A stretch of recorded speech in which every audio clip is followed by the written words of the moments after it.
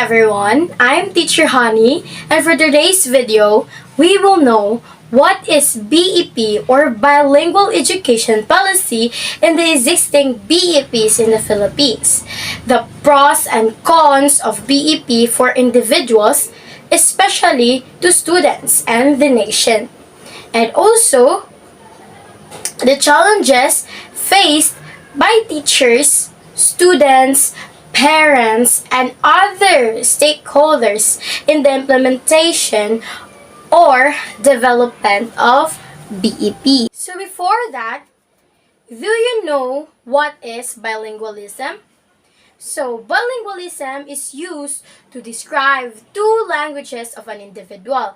It specifically refers to the ability of an individual to use languages. Do you know that Philippines has two official languages? It is the Filipino and the English. So, English, also known as global languages, commonly used for formal and business communication, while Filipino is recognized as the national language. So first, what is BEP or Bilingual Education Policy?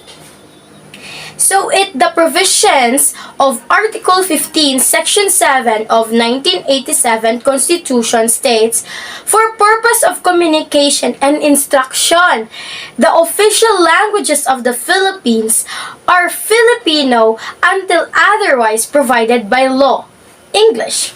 So the Filipino and English languages are the auxiliary official languages in the regions and shall serve as auxiliary media of instruction therein.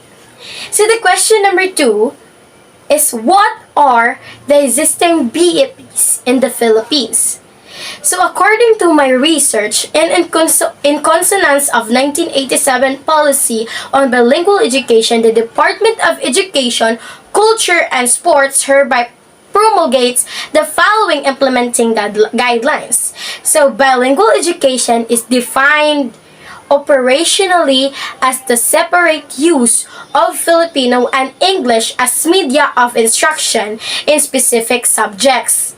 The separate use of Filipino and English for instruction should be observed. So, second is reading in the regional languages in Filipino and English shall be achieved in stages.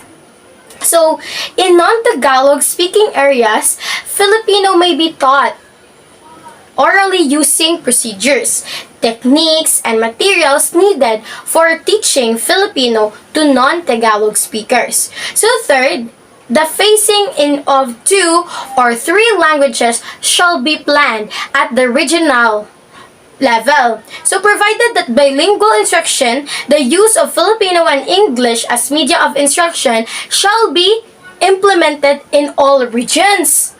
So next is content learning in whatever language should not be sacrificed because of the variation in the phasing in of the languages.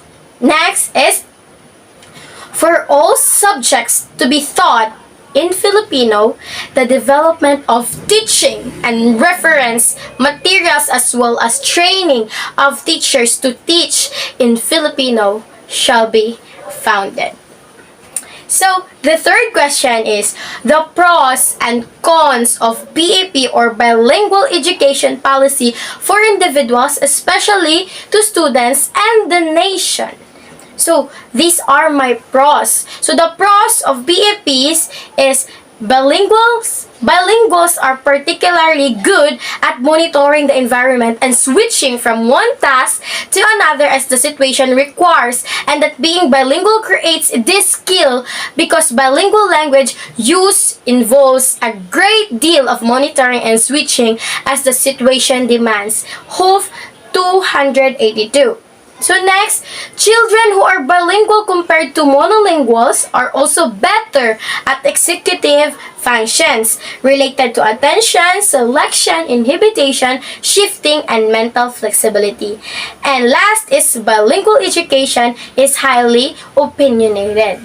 And the cons for BEP are foreign language students do not assimilate easily. Second, students in a bilingual environment are at risk of being isolated by peers and that are tested when speaking in foreign languages. This can have an effect on child self-esteem. So next is people may become aggravative and aggressive and able to express themselves and quite confused. So next is low cognitive development, and lastly is pressure to identify with a specific culture. And for our last question, the challenges faced by teachers, students, parents, and other stakeholders in the implementation of development of bilingual education policy is first is the lack of bilingual teacher training. In the late 1960s, it was common practice to assign teachers to a bilingual education programs with little preparation in the use of bilingual materials and methodologies. It was not unusual for the bilingual teachers to be the only staff in the school that could communicate with students and parents in the native language. So it is very relevant to teachers nowadays to study bilingual language. And next is the rules and the regulation. The implementation of bilingual education programs has been accompanied by a host of rules and regulations governing the programs, which have served to impede greater success. So it is a very big impact to everyone, especially in the school, the stakeholders, the teachers, the students, the parents. It is because we have to adjust and to give a safety environment for our students. So thank you for listening and for watching my videos, and thank you everyone for your patience and listening properly. And I hope that you have understanding in my videos, and see you in my next videos. Teacher Honey here, and goodbye and God bless.